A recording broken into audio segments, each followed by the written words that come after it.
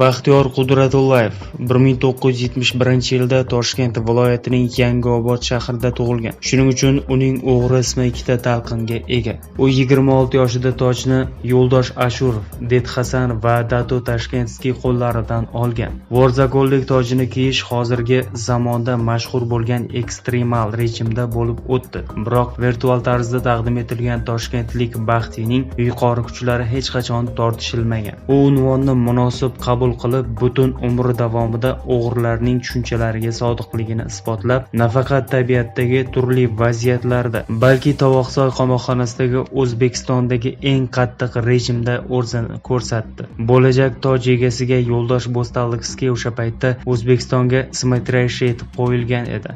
Baxtida uning maxsus rejalari bor edi. Gap shundaki, Yo'ldoshning tepasida qora bulutlar to'plana boshlagan. Masala uning muqarrar devorchasiga aylandi. O'zbek o'g'rilari jamiyat rahbariga qarshi da'volar ostida umumiy fond bilan moliyaviy gunohlar ham bor edi. Lekin eng muhimi, u hokimiyatning klassik jinoiy olamiga nisbatan olib borgan yangi siyosatiga qarshi chiqa olmadi. Baxtiy Tashkentskiy O'zbekistonning jinoiy olamini uning rahbarligi ostida birlashtirishga chaqirdi. Xuddi shu yillarda vazifani Rossiyada Dedhasan hal qildi. U o'z raqiblarini cho'ktirgan ulkan va qudratli jamoaning rahbari bo'lishga muvaffaq bo'ldi va huquq-tartibot idoralarining bosimiga bardosh bera oldi. Ammo muvaffaqiyat vaqtinchalik edi. Dedhasan merganning qurboniga aylandi. 2009-yilda Yo'ldosh Bo'stalliqskiy Nukus qamoqxonasida sirrozdan vafot etgan. Vazir Almatov bilan bo'lgan jangda Baxtiy ustunlikda aniq yutqazdi. U o'g'irlar dunyosida tartibni tiklash uchun tayinlanmagan,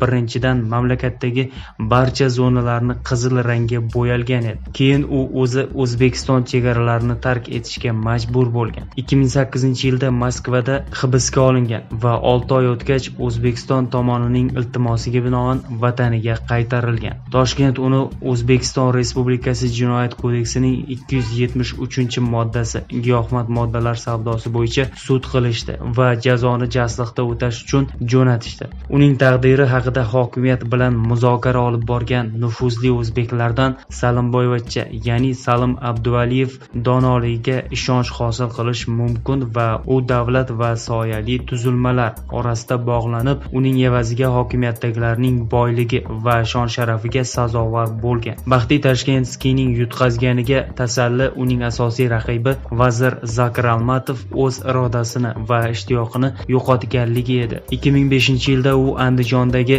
tartibsizliklarni bostirishda o'zini ko'rsatdi. Buning uchun u qonli vazir laqabini oldi. G'arbiy huquq himoyachilariga ko'ra, huquq-tartibot idoralari xodimlari bir necha kun ichida 187 kishini otib o'ldirganlar. Bir yil o'tib, u sog'lig'i yomonlashgani uchun ishdan bo'shatildi. Endi u surunkali diabet kasalligini davolash uchun chet elga kelganida qurolsiz aholiga qarshi sodir etgan jinoyati uchun hibsga olish va javobgarlikka tortish masalasi doimiy ravishda ko'tariladi. Baxtiy Tashkentskiy hali ham vatandoshlar tomonidan Qirg'izistonning O'sh shahar hokimi Melis Mirzakmatovni kaltaklash bilan eslab turildi. Vorzakon mansabdor shaxsga musht bilan hujum qilgani amalni isrof qilish emas, balki Mirzakmatov o'zini qirg'iz millatchisi deb atab, o'zining anti-o'zbek qarashlarini yashirmaganligi uchun kaltaklandi. Baxtiyning xatti-harakatlari rasmiy hokimiyatni tan olmaydigan va millatiga qarab odamlarni ajratmaydigan yozilmagan o'g'irlar shon-sharaf kodeksiga to'laqonli mos keladi. Birinchi marta Baxtiy Tashkentskiy 2008-yilda giyohvandlik moddasi saqlanganligi uchun hibsga olingan. U 6 oyni tergov hibsxonasida o'tkazdi. Shundan keyin O'zbekistonga